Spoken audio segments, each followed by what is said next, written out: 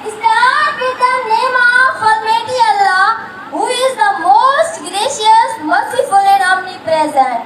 Respected jury members, guests, admin of all the schools, teachers, principal and my dear friends, Assalamu alaikum. Praiseworthy jury.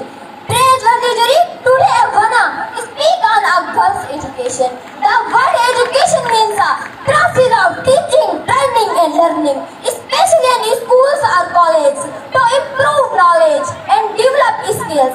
Education is the most important jewelry of human today. Education is important for all person in current time.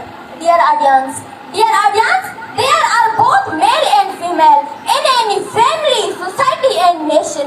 They are equally responsible for the development of home, society and nation. They need equal opportunities and rights. Both male and female need equal education in our society. Due to many different causes, many girls are illiterate. They are deprived from education. Respected sir, not only in the past, but also in the present, girls' education is neglected in our other countries. Only from girls' well-to-do families could get opportunity of education. Praiseworthy jury. But with the development and changing world scenario, this idea has been slowly changed today. Many people have realized the importance of educating girls. Many parents are ready to spend a lot for sons, whereas daughters are sent to general schools paying very less.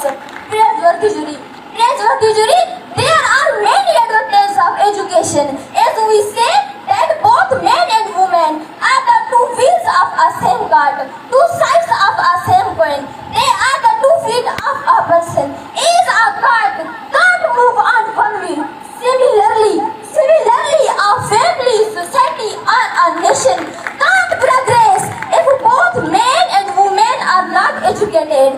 Further, an educated mother can train her children in a better way. She keeps her home happy.